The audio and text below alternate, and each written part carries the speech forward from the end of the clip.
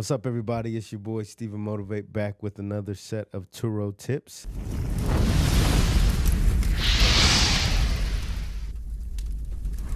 We are excited that you've been checking out this series of videos. Look, we want to help you. So if this is helping you, please like, comment, subscribe, do all the things. And also, you can find us on Facebook. You can find us on Instagram. You can connect with us in a multitude of ways if you have other questions about how to do Turo. In fact, I haven't been telling you this, but if you want to actually get the full, complete course that I filmed walking through Turo, walking through all the terms and conditions, you can also go to academy.stephenmotivate.com to get all that information. So let's hop right into it today. Tip 26. Tip 26 for how to manage your Turo business well is make sure you're inspecting the car. Make sure you're inspecting it carefully before taking possession to know any pre-existing damage, and make the guests do pre-trip photos. And if they don't, they can't access the vehicle. So, we've recently, because we're in the hospitality business, we try to put all the photos of the vehicle into the trip for the guests. And we do that on purpose because we want to help, make the process seamless for the guests. However, you still want some onus to be on the guests to make sure they're seeing the condition of the vehicle. So what we do is we still ask them to take pictures.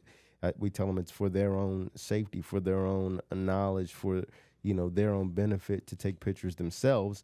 That way they can also document and notate, what's happening with the vehicle. And then if there's anything that changes, it's very clear from both your photos and their photos that there is a change or some damage or something happened that wasn't there originally. And so, again, very important to kind of get the guest involved with making sure they take some photos, especially if you have a big fleet. Now, if you only have one or two cars and you want to take all the photos for the guests, that does make the process a lot easier. But you've got to be, just aware that guests may try to dispute whether or not they caused the damage. And if they dispute it, it's really tough. Turo doesn't do a great job of making sure that you are protected in that scenario. They tend to agree with the guests unless you have reams and reams of evidence.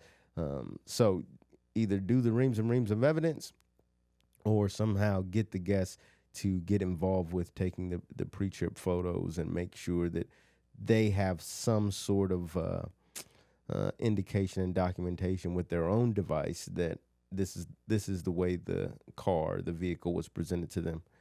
So that's tip 26. You got to inspect those cars carefully every time before and after the trip. Just, you never want to get slack on that because the car is the actual asset. I mean, it's the valuable thing that you're renting out. And you want to make sure that asset retains as much value as possible. So you don't want it diminished because there's dings, because, they scratched up the leather, because, all these things diminish the value of the asset. So if you can keep the asset as valuable as possible, that's what you want to do. So you got to make sure you're really documenting that process. That's tip 26. Tip 27, you really want to think about blocking your calendar every month, at least once a month, to get routine maintenance. And this is probably something you should work out with a mechanic, or if you go onto the Turo app, they have there's a website called yourmechanic.com where you can find mobile mechanics that will come to you, and they will allow you to basically schedule with them. If you can block your vehicle at least once a month to make sure you're getting routine maintenance, getting the oil changes, getting the tires looked at, getting the brakes looked at, to make sure these things are up to snuff, that they're passing a mechanic's view of what a car should be at and what's a responsible way to keep a car maintained. That's going to help you in the long run, scheduling routine maintenance. And even when you block your calendar to do this, if the schedule is really set well, then it shouldn't really interrupt your trips. You're going to get a feel based on your market on when folks are renting your vehicles. And so if you are actually, once you get some experience with that, you'll know that on Mondays it gets slow, or on Tuesdays it gets slow, or on Wednesday mornings it gets slow. And you want to schedule your maintenance around those times. But if you put it in your mechanic's mind that, hey, I need this happening on a routine basis, it's going to help you overall, so you don't have to be blindsided by maintenance issues for your vehicle that the guest finds out that you don't know about. So you want to make sure that in a routine, a scheduled way, you're at least getting your vehicles checked once a month, even if everything seems to be okay. You want to be what they call preventative maintenance. You want to try to prevent anything. Things are still going to happen, but at least you'll be doing your due diligence as to maintaining your vehicle, and you want to keep records of that. Hey, I had the mechanic come on this day. They checked these things. They mentioned that, hey, the tires are good now, but probably after 3 more trips, you'll probably need new tires. They said the brakes were okay now, but they're probably at 20 or 30%. And so you can put these things on your radar, stack the appropriate amount of money, hold money back to be able to get those things handled. What you don't want to do, or what you want to prevent and minimize, is guests getting in vehicles and having issues with brakes, or having issues with tires, or having issues with oil changes. Now, we have a lot of vehicles, and to be honest, there are times where we miss things, and we do ask if the oil light comes on while the guest has the vehicle. We will say, hey, guest, please go get an oil change. We will reimburse you. Please put the receipt in the trip photos, and we'll reimburse you for that. But likely they're not going to be able to get the best price. They may get talked into other stuff that isn't needed. And while they can communicate with you and that sort of thing, you're probably going to be able to get better prices, more accurate recommendations from mechanics than the guests would. So you want to avoid that if possible, but sometimes it's inevitable. And in those cases, you just need to reimburse them and make sure that their process, their trip is still as seamless as possible, even when things go wrong. So that's tip number 27. You got to make sure you're doing routine maintenance on your vehicles and blocking your calendar in order to do that.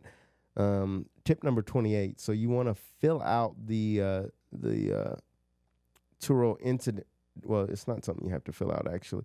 The Turo incident form is something that you need to place in every car. So you want to take your registration out of the vehicle, and you want to put the Turo incident form in the vehicle. So if something happens, if the guest gets pulled over, if the guest needs to show proof of insurance, they can pull out the Turo incident card and say, hey, this is my proof that I'm in a rental vehicle and I'm not in my own vehicle, etc. And that should cover them. And that way your personal information is not in the vehicle, your address, all the stuff that goes on with your with a registration card. So Turo does provide incident forms, and you can print those off. You can go into the app, look up incident form, print it off, make sure it's in the glove box of your vehicle. We've even talked about laminating them or doing something to kind of prevent them from getting ruined, because guests will ruin as well. You'll have put an incident form in there, and next thing you know, I don't know if they were making paper planes or balling them up. You'll go back and look at it. It's just a piece of paper, so very easily can be damaged or scrunched up or just ruined while it's in that glove box. So think about laminating it, thinking about doing something that will actually protect it, so you don't have to keep replacing it after every trip. But that's tip number 28. We're blasting through these today. I hope this is helping you. And if you've got questions, comments, feedback, like, subscribe, leave the comments, feedback. Love to help you figure out how you can do Turo, but do it the right way. So tip number 29, you want to ask your guests to keep the car clean and tidy. And I'm a big proponent of this. I'm not sure all hosts are, but we try to indicate to folks, this is not, and I've said this before, but it bears repeating, this is not car rentals. This is car sharing. So I'm just like, we're friends, and I'm letting you borrow my car. So don't ruin it. Don't spill stuff in it. Don't you see this during prom season. Folks have glitter and stuff on their body, and so I've seen cases where my entire car looks like it was just in a glitter war, and that's probably the most difficult thing to clean up. And so you got to ask folks to keep the car clean and tidy, and emphasize the fact that this is car sharing, not car renting. This is not something for you just to, like you would do with Enterprise or Hertz or Avis. You don't just tear the thing up and then bring it back and say, oh, they're a big company, they can figure it out. No, this is a community of people that are sharing. I just happen to have a car I'm not using. You just happen to need one for whatever reason. And so we're sharing. And so with that comes a spirit of, honor this piece of property like it's your own. Treat it like it's your own. Clean it if necessary. Don't bring it back filthy. And understand if something happens, okay, but make someone aware of that. Don't just spill something in it and drop the car back off and leave, and show some respect for the vehicle. And so however you can do that, try to emphasize that with your guests. This is a car sharing community, and we all, the best guests make it easier for other guests. The best hosts make it easier for other hosts. So we've got to be conscious and aware of that when we have our messages and our automated messages to guests, just in a very simple, humble way. Ask the guests to keep the car clean and tidy when they return it, at the very least. We don't have a maid service. We don't have, this isn't your big four, hotel chains. Yeah, we're in the hospitality business, but it's slightly different. And the more you can emphasize that, hey, this is my personal vehicle, would love for you to use it and enjoy it. But if at all possible, it's not required, but it is recommended that you keep it clean and tidy. And that'll save you a lot of time. And it just makes for better guests. And then you reward the people that do that. So you send them discount codes. At the end, when you're doing your reviews, you can offer discount codes to guests. So you send them 5, 10, 15% off their next trip with you. That way they know that, yeah, there's a reward for me taking care of this vehicle like it's my own. So that's super important. And I think that I think that's one of the issues that we find with the industry. One of the biggest issues with car sharing is that people think it's car renting, and it's not. It's car sharing. It's not car renting. And so not enough folks are emphasizing that we're really trying to build a community of good guests and good hosts. You take care of me, I take care of you. Yeah, for a small fee, of course, but it's a much smaller fee than what you would see from the rental car company. And unfortunately, because people get, so disrespectful and have a disregard for other people's property, you see the prices start to tick up, or you see, people charging for this and that because, folks aren't emphasizing the community. And Turo themselves could do a better job of emphasizing the community and rewarding people who operate with a communal sort of mindset. So that's tip number, what was that? Tip number 29, I believe. Tip number 29 was keep the car clean and tidy. You keep it clean and tidy, and then ask the guests to help you maintain that, and then reward them for doing so. So that's that. So let's try to give you one more here. Tip number 30, and that is to never allow smoking or pets due to the cleaning in your vehicle. I mean, the cleaning of having to clean up after a pet or having to try to get smoke out is a huge inconvenience. But now Turo has kind of pushed back. They make it very hard to charge for smoking. The pet thing is probably still easy to charge for. I mean, there was just a pet they had that shed like crazy, and it took forever to clean it up. And again, it just makes it hard, and it's annoying, and it's a headache, and it doesn't seem fair, and especially when you're surprised by it. So if you kind of get a sense from past reviews that a person is a smoker, or a person is has pets, or what you want to do is reach out to them, because now the trips are booked automatically. So you have to retroactively call in and say, hey, I don't I want to cancel this trip, because if not, it'll go against your host metrics and all that. And we'll talk about that. But if you see somebody that's potentially going to be a problem, then you want to try to offer them, hey, you can pay this extra fee. You want to smoke in the car? Okay, pay $250 up front and then smoke away.